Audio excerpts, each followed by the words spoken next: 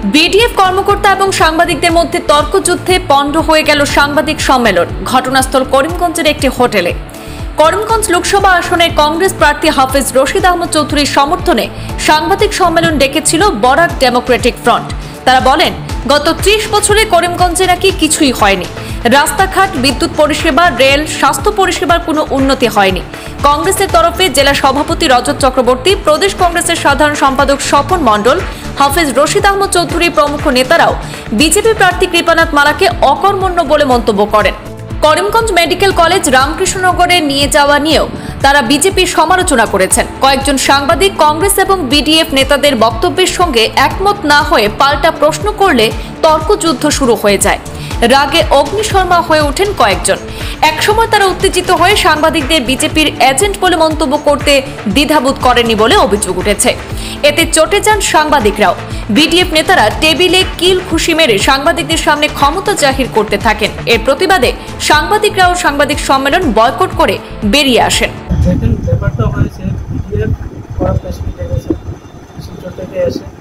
প্রথমত এখানে যে কোনো সংগঠনেরই যদি প্রেসমিট হয়, লোকালি যারা থাকে ওদেরকে নিয়ে করা হয়, কিন্তু এখানে করিমগঞ্জের এক জনসদস্য ওদের কাছে ছিল না। যাই হোক, সেটা আলাদা ব্যাপার।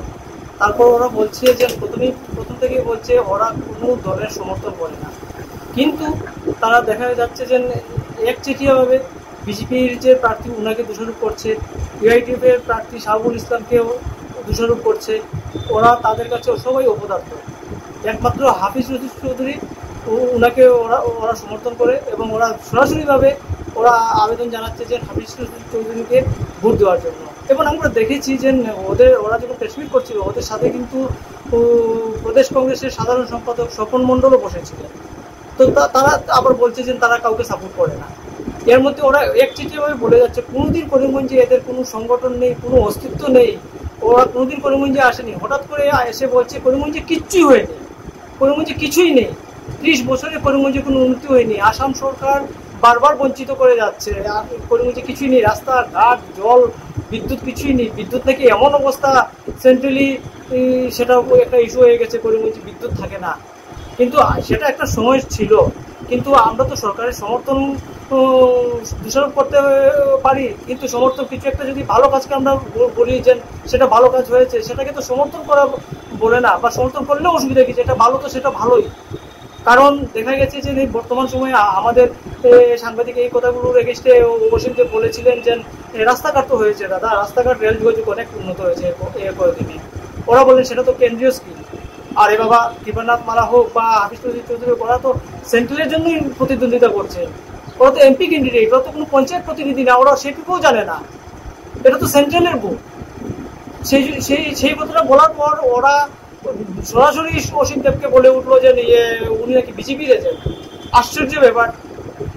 সাংবাদিকের প্রশ্নের উত্তর আপনারা অন্যভাবে দিতে পারতেন, সাংবাদিকের কথার উত্তর অন্যভাবে দিতে পারতেন।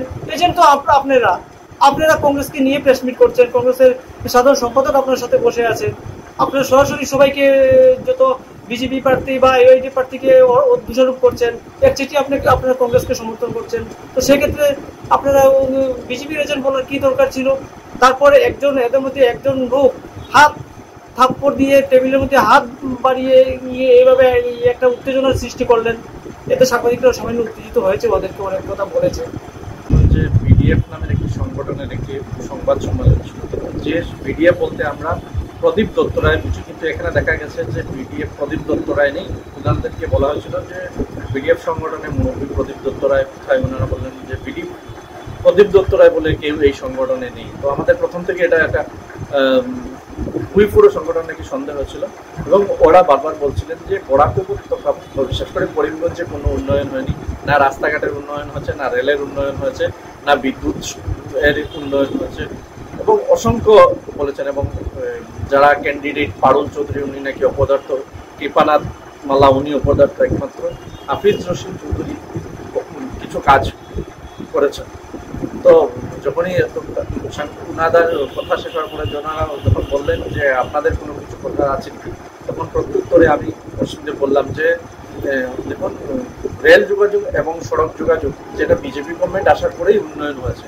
তো এই কথায় ওরা উত্তেজিত হয়ে যান, উত্তেজিত হয়ে টেবুল চাপড় দিয়ে ওরা বলতে থাকেন আমি নাকি বিজেপির এজেন্ট হয়ে কাজ করছি। সবার দিকে এই কথা বলায় সবার সেন্টিমেন্টে লেগেছে, সবাই উত্তেজিত হয়ে গেছে, ওনারা উত্তেজিত হয়ে যান। তার আগে ওনারা বলছেন যে যেহেতু কোনো ক্যান্ডিডেটই এখানে ঠিক না, একমাত্র হাফিজ রশিদ আহমেদ চৌধুরী একজন যোগ্য ক্যান্ডিডেট, তো হাফিজ রশিদ আহমেদ চৌধুরীকে যেন ওরা সবাই যাতে ওনাকে সমর্থন করে এবং ওনাকে ভোট দিয়ে।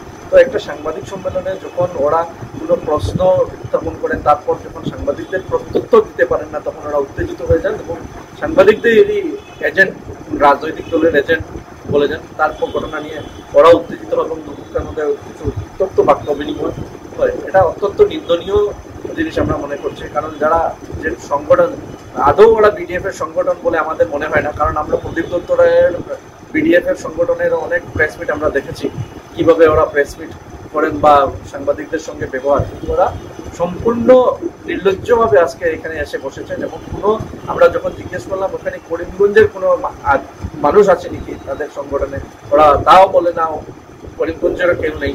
আমাদের প্রথম থেকেই সন্দেহ হচ্ছিল এই সংগঠন আদৌ কি বিডিএফ সংগঠন, প্রদীপ দত্ত রায়ের সংগঠন। আমাদের মনে হয়নি যে ওরা প্রদীপ দত্ত রায়ের সংগঠন। ওদের এই যে উচ্চবাচ্য এবং সাংবাদিকদের অভব্য ব্যবহার, এটা অত্যন্ত নিন্দনীয়। আমরা এই ঘটনার নিন্দা জানাই।